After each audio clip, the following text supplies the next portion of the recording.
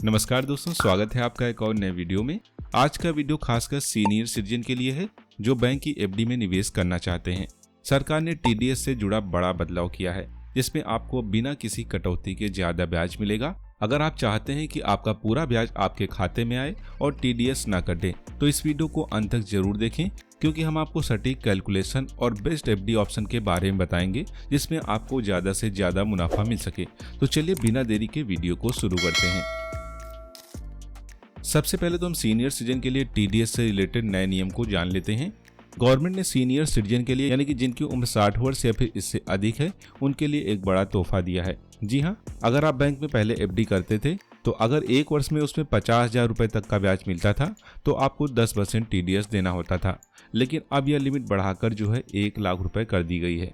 यानी कि आपके निवेश पर अगर 1 लाख रुपए तक की इनकम होती है यानी ब्याज मिलता है तो आपको टीडीएस नहीं देना होगा, और अगर ब्याज 1 लाख से ज्यादा है तो आपको 10% टीडीएस देना होगा। तो आइए इसे हम इजी वे में कैलकुलेशन के साथ समझते हैं और देखते हैं कि आपको कितना इन्वेस्टमेंट करना है ताकि आपको एक साल में 1 लाख से अधिक का इंटरेस्ट ना मिले, जिससे कि आपको टीडीएस भी नहीं देना होगा। यहाँ पर मैंने उन बैंकों को भी लिया है जो सीनियर सिटीजन को अच्छी ब्याज दरें ऑफर कर रहे हैं। जैसे कि अगर हम बात करें सेंट्रल बैंक ऑफ इंडिया की, तो यहाँ पर जो ब्याज दर है सीनियर सिटीजन के लिए वो 8% है। अगर आप यहाँ पर एफडी में 1 साल के लिए पैसा जमा करते हैं तो आप देख सकते हैं यहाँ पर आपको लगभग 12,13,110 रुपए जमा करना होगा। इसमें जो आपको ब्याज मिलेगा वो 1 लाख रुपए से कम है, यानी कि 99,999 रुपए। वहीं अगर आप बंधन बैंक में एफडी लेते हैं 1 साल की तो यहाँ पर आपको मिलेगा 8.55% तक का इंटरेस्ट। तो एफडी राशि जो हो जाएगी वो आपको लगभग यहाँ पर 11,32,751 रुपए जमा करना होगा, जिससे कि आपको इसमें लगभग 1 लाख रुपए से कम का इंटरेस्ट बनेगा। वहीं अगर आप यूनिटी स्मॉल फाइनेंस बैंक में एफडी लेते हैं तो यहाँ सीनियर सिटीजन को 9.5% तक का इंटरेस्ट मिलता है। तो यहाँ पर अगर आप 10,15,864 रुपए भी जमा करते हैं तो यहाँ पर आपको 1 लाख रुपए तक का ब्याज मिलेगा। वहीं अगर आप एसबीआई बैंक में एफडी करना चाहते हैं तो 1 साल की एफडी पर यहाँ पर आपको 7.3% तक का इंटरेस्ट मिलेगा। इसी तरह पीएनबी बैंक की एफडी में भी आपको 7.3% तक का इंटरेस्ट मिलेगा। तो यहाँ पर आप 13,69,863 रुपए जमा कर सकते हैं, जिसमें आपको लगभग 1 लाख रुपए का ब्याज मिलेगा और इसमें आपको किसी भी तरह का टीडीएस नहीं देना होगा। तो अगर आप कम पैसे में 1 लाख रुपए तक का इंटरेस्ट चाहते हैं तो आप यूनिटी स्मॉल फाइनेंस बैंक में एफडी करवा सकते हैं। यहाँ पर आप 1 साल की एफडी में 10,15,000 रुपए तक जमा कर सकते हैं। इसमें आपको लगभग 1 लाख रुपए का इंटरेस्ट मिल जाएगा और आपको किसी भी तरह का टीडीएस नहीं देना होगा। इसके साथ ही अगर आप गवर्नमेंट बैंक जैसे कि एसबीआई या पीएनबी में इन्वेस्ट करना चाहते हैं तो यहाँ पर आपको लगभग 13,70,000 रुपए जमा करना होगा, तब आपको 1 लाख रुपए तक का ब्याज मिलेगा और आपको किसी भी तरह का टैक्स भी नहीं देना होगा। एफडी की प्लानिंग कैसे करें ताकि टीडीएस ना कटे? तो जैसे मैंने आपको बताया कि आपका इंटरेस्ट जो है 1 साल में 1 लाख रुपए से अधिक नहीं होना चाहिए। इसके साथ ही अन्य कुछ पॉइंट हैं, जैसे कि आप देख सकते हैं ब्याज की सही योजना बनाएं। जी हाँ, अगर आप क्युमुलेटिव एफडी कराते हैं तो ब्याज हर साल प्रिंसिपल में जुड़ जाएगा और अगले साल आपका ब्याज जो है 1 लाख से ऊपर चला जाएगा, तो उसमें इंटरेस्ट जुड़ता जाएगा जिससे कि आपको टीडीएस देना होगा।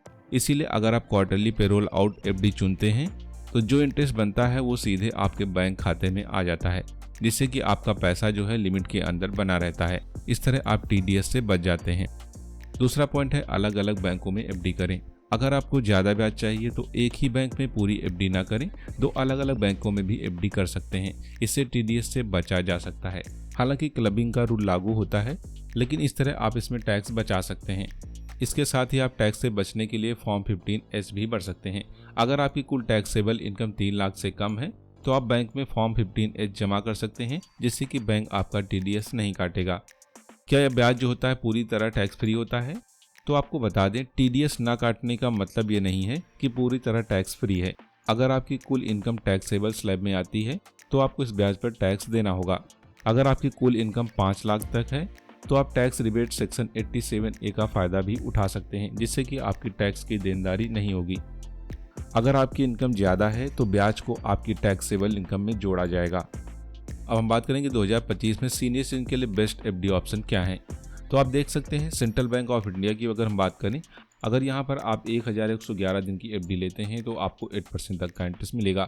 वहीं बंधन बैंक की बात करें तो 1 साल की एफडी में यहाँ पर आपको 8.55% तक का इंटरेस्ट मिलेगा। यूनिटी स्मॉल फाइनेंस बैंक में 1001 दिन की एफडी में 9.5% तक का इंटरेस्ट मिलेगा। वहीं एसबीआई बैंक में आप 1 साल की एफडी लें या फिर 5 साल तक की एफडी, यहाँ पर आपको 7.3% तक का इंटरेस्ट मिलेगा। इसी तरह पंजाब नेशनल बैंक में भी आपको 7.3% तक का इंटरेस्ट मिलेगा। तो अगर आप सुरक्षित और बड़ा रिटर्न चाहते हैं तो आपके लिए बेहतरीन अवसर है। तो दोस्तों, सरकार ने सीनियर सिटीजन को एक बड़ी राहत दी है। अब आप एफडी में निवेश कर सकते हैं और सालाना 1 लाख रुपए तक का ब्याज बिना टीडीएस कटे कमा सकते हैं। और टीडीएस बचाने के लिए सही इन्वेस्टमेंट ऑप्शन लेना है, यानी कि आपको कितना पैसा जमा करना है इसका विशेष ध्यान रखें। ज़्यादा ब्याज पाने के लिए आप स्मॉल फाइनेंस बैंक में भी निवेश कर सकते हैं।